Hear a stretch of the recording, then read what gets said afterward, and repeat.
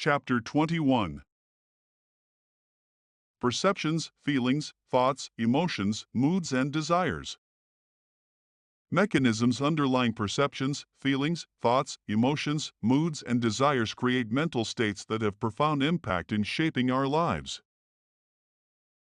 They are all interconnected and can influence one another in complex ways. Even though understanding and managing them can significantly improve the quality of our lives, science is nowhere close to understanding how their underlying mechanisms work. This chapter not only gives a detailed explanation of how such mechanisms work, but how they are interconnected with each other. Putting it differently, it not only reveals how perceptions are formed, but how feelings emerge from perceptions, how thoughts emerge from feelings, how emotions emerge from thoughts and feelings, how desires are formed, and how all of them contribute to the mood of a person. Mental perceptions. According to the model, mental perceptions are formed in the same way we form sensory perceptions explained in the previous chapter. Following is the first ever explanation of how mental perceptions are processed by the brain.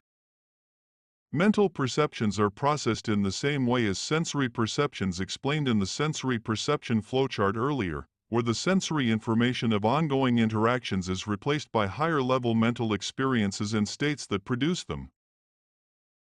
For example, if a person helps you in achieving a difficult goal, an attribute summarizing that he is a helpful person is stored in your System 1. When you meet him again, your System 1, that is, your non-conscious self, recalls and processes it, the result of which is sent to your System 2, that is, your conscious self, which makes you perceive him as a helpful person. The perception that he is a helpful person is received by your System 2, that is, yourself, not in the form of a thought, but in the form of a feeling. As feelings play a central role in our daily lives, we are influenced by them all the time, yet we do not know much about them. Even science does not explain the nature of feelings and how they emerge. Following is the first ever explanation of what feelings are and how they work. Feelings. Our brain uses various types of communication to process information and regulate bodily functions. Communication that happens in the interaction processing system, that is, in our mind, within and between System 1 and System 2 to process our interactions is what I call intramural communication. Feelings are the end product of such intramural communication. If further processing of a feeling generated by a situation is required, for example, in the process of making a choice, we convert it into what we call thoughts using language. Such decision-making requires deliberation, in which one or more chains of decisions progress in a sequential manner, where each decision is based on the previous one in the chain of thoughts. Such conversion helps tie up the content of an interaction, whether physical or mental, to its counterpart in language. For example, while choosing between wearing a red dress or a black dress, you do not have to convert your choice into language, that is, by saying to yourself, "I'll wear black." You simply pick up the dress with your chosen color based on your feeling. However, in the case of choosing which cell phone to buy, you may need to convert the interaction of buying the cell phone into language for deliberation. For example, it's better to have a larger display for the price compared to a larger memory, as I'm only going to use it to make calls and check emails. In a nutshell, language helps tie up content of feelings generated by physical or mental interactions with their lingual counterparts, so they can be recalled at will for the process of deliberation. Besides 1, storing information of a feeling to the memory and retrieving it when needed, and 2, processing it using cause and effect chains of thoughts for deliberating between multiple options, engaging in deep thoughts, etc., converting into language also helps us, in 3, communicating it with others. How do we use feelings? Feelings that we use in our daily lives are subjective experiences resulting out of intramural communication sent by System 1, whose attributes are simple enough to become evident to System 2, that is, the self, before they reach the stage where we convert them into thoughts. Putting it differently, feelings that we use in our daily interactions are based on information sent by System 1, whose attributes are gained by System 2, that is, the self, without the need of them to get converted into thoughts. An analogy to understand the same is, in the way you can detect whether a flashlight pointing at your closed eyes is on or off without the need to open them, your System 2 can detect the attribute of a feeling sent by System 1 without the need to convert it into a thought. Based on the same, feelings that we use in our daily lives are attributes that are received before the stage where we convert them into thoughts and thus, do not reach System 2, that is, the self, in the form of thoughts. The reason we use feelings is that we make thousands of decisions every day that do not require converting them into language, for example, walking without thinking about each step, or dodging obstacles while walking. Sometimes we call them thoughts, even when they are based on feelings, for example, I thought it would be okay. They act as quick fix guides, although not very precise or accurate, for interactions that are 1, not evaluated as significant by System 2, that is, the self, or are 2, repetitive, based on past experiences, habituation or hardwiring, and thus, do not require deliberation or active decision-making respectively. As a majority part of the thousands of decisions we make every day either are not evaluated as significant or are repetitive, such use helps in drastically saving time and energy of converting them into thoughts. We also use feelings as quick fix guides for interactions that are highly significant and time critical. For example, when a part of your body comes into contact with fire, you immediately pull it back without wasting time thinking about it, as even a little hesitation could prove fatal. There are 2 types of feelings: sensory feelings and mental feelings. Sensory feelings are results of physical sensations and perceptions being processed in the sensory system, like the feeling of something being hot, loud, or slippery. Mental feelings are results of mental perceptions being processed in the brain, like the feeling of being safe, happy, or angry. As animals do not have highly evolved language like humans, sensory and mental feelings are used by them as the core means to process their interactions. Putting it differently, a major part of attention, judgments, decisions, behavior, actions, etc. of animals are driven by their feelings. Without language, the inability to convert feelings into language for the purpose of deliberation is the core reason why intelligence of animals, even those that share a high percentage of their DNA with humans, is nowhere close to human intelligence. That makes language the core factor behind the intelligence of mankind. As sensory feelings are a result of processing sensations and perceptions resulting out of physical interactions, one can deal with them by modifying how one interacts physically. But as mental feelings are a result of mental perceptions being processed in the brain and as feelings are not in the form of thoughts, one cannot deal with them using language, in the way one controls his thoughts using language. For the same reason, it is not possible to avoid mental feelings we receive on an ongoing basis. If a person is having bad or unwanted mental feelings, he can either avoid them by working on their cause or ignore them. To obscure themselves from bad or unwanted mental feelings, some people become addicted to alcohol, the basis of which is revealed for the very first time in the following explanation. Alcohol addiction. Alcohol is classified as a depressant because it slows down function of the central nervous system, which delays sensory information in reaching a person's brain.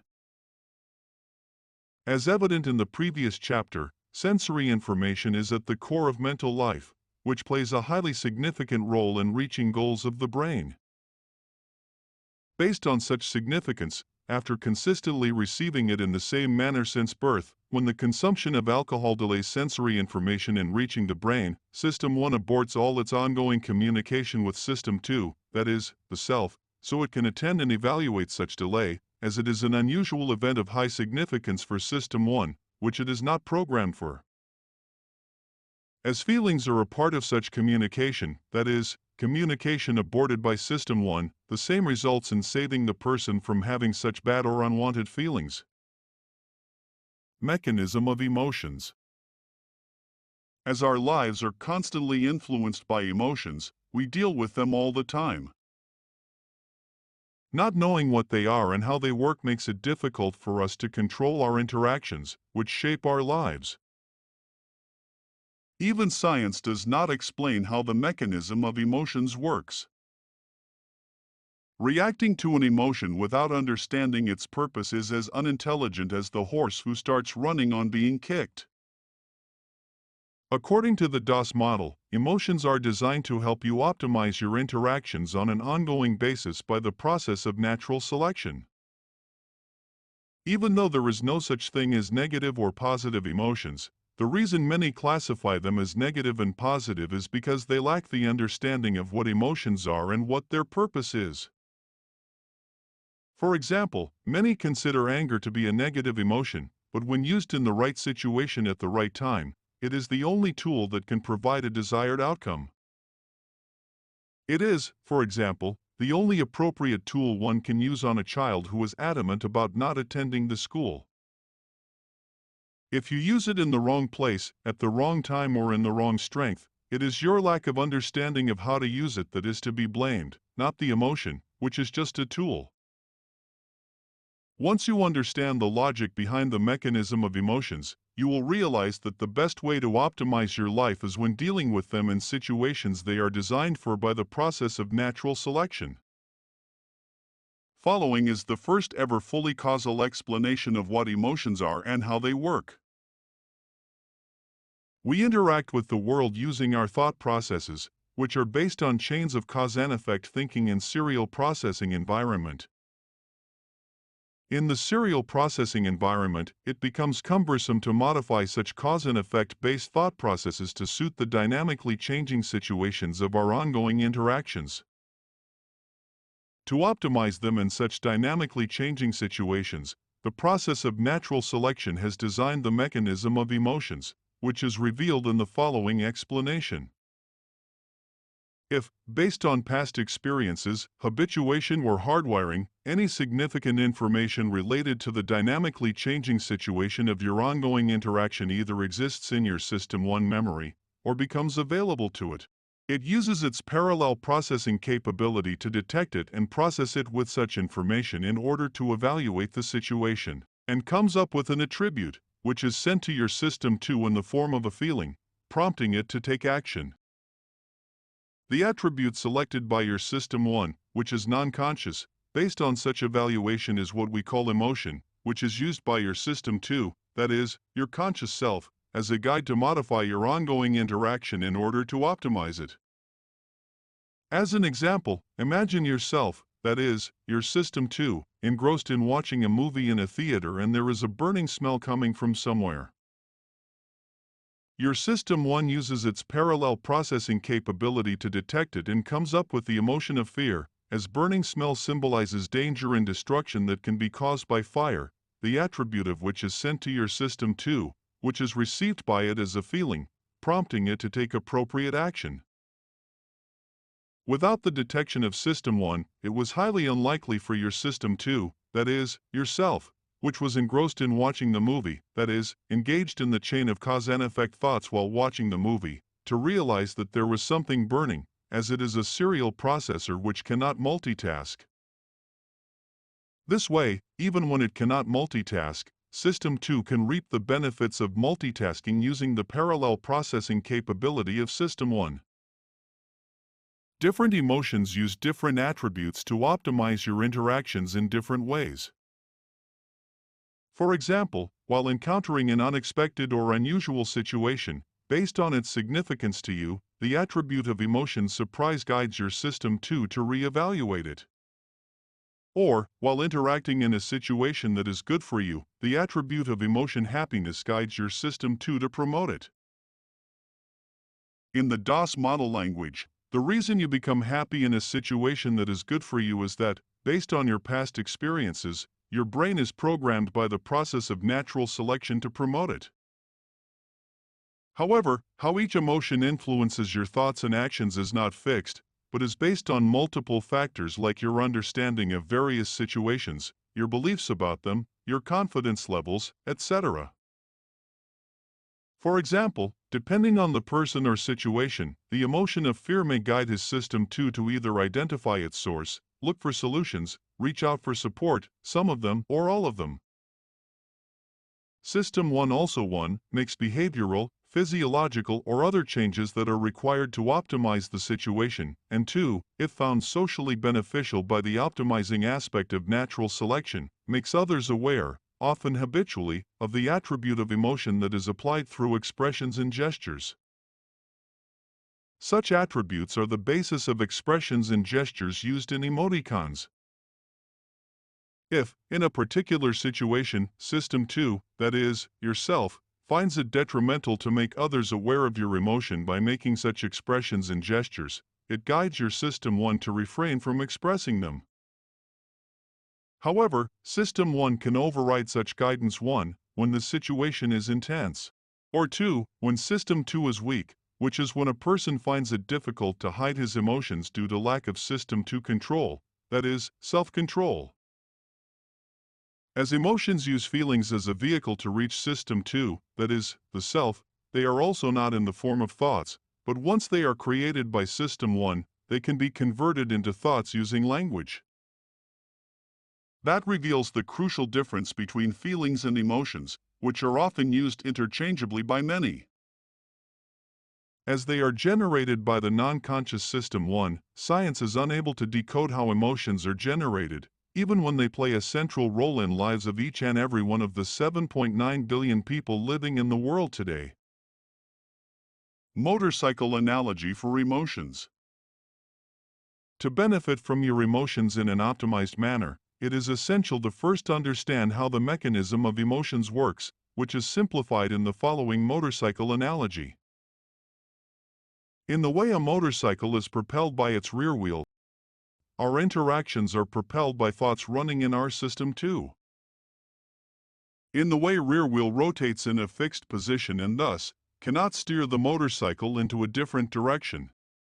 Our System 2 cannot steer our interactions driven by the serial processing of cause and effect chains of our thoughts into a different direction. In the way front wheel of the motorcycle helps us steer it using the handlebar to stay on the dynamically changing directions of a road, our emotions help us steer our thoughts using parallel processing capability of System 1 to stay on the road, which is the path defined by the dynamically changing situations of our ongoing interactions. In a nutshell, emotion is the corrective motion we make to maintain our position in the center of the path of our dynamically changing situations.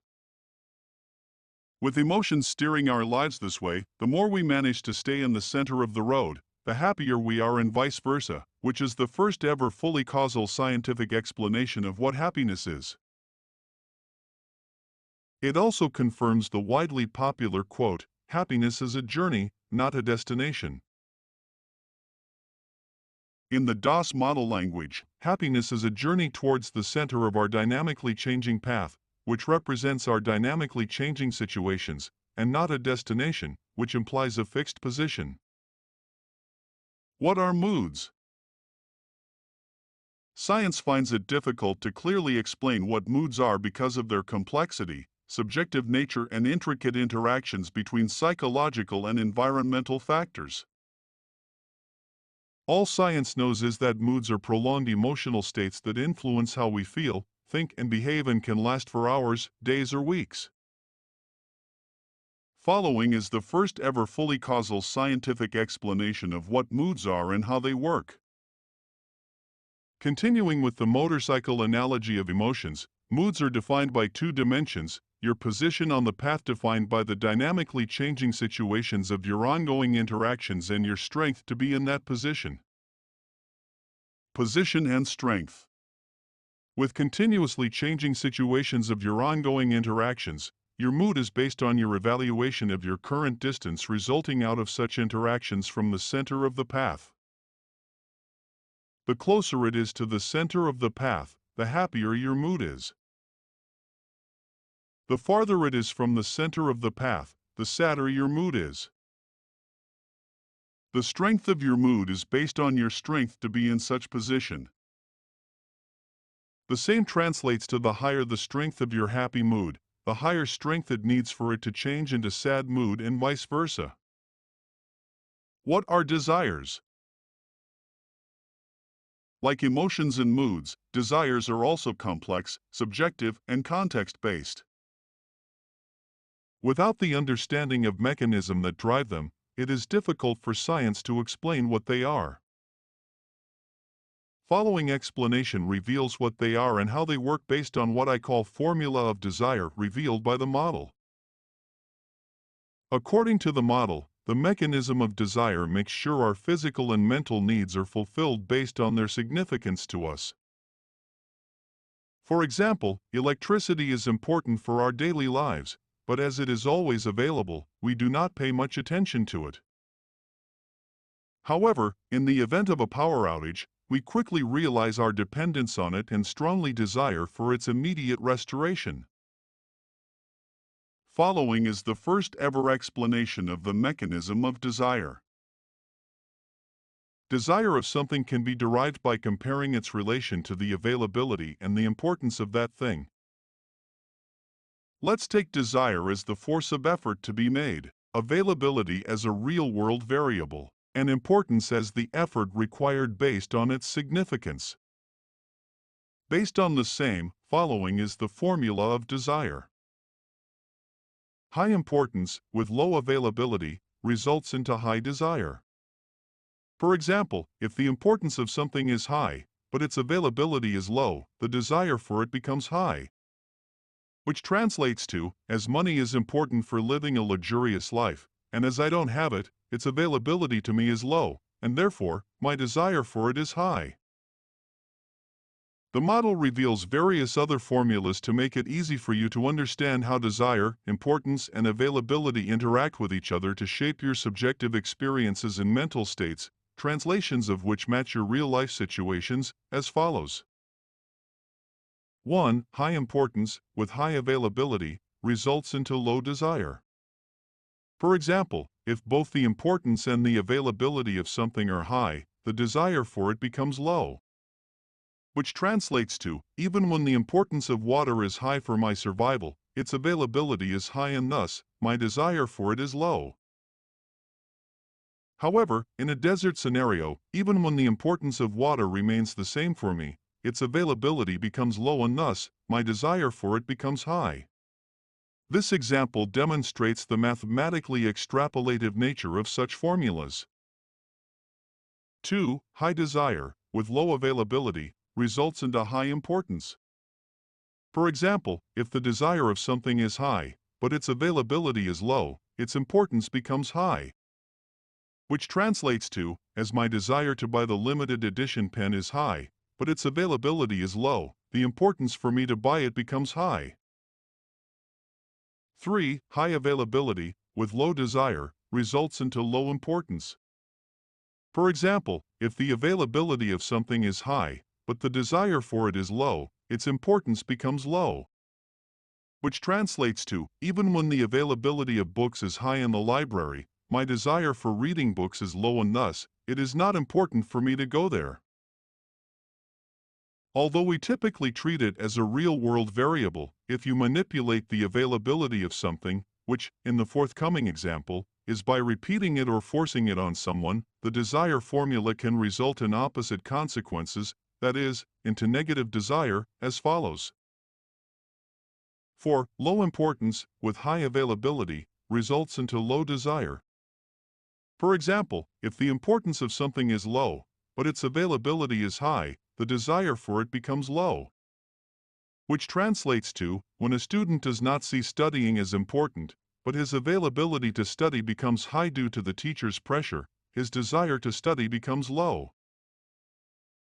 The more the availability, the less his desire. With enough pressure from the teacher, his desire to study can decline to such levels, that is, into negative desire, that he may not study in the future, even if he comes to recognize the importance of studying. Conversely, when a person gives you the freedom to do whatever you desire, you start liking that person as he becomes important for you.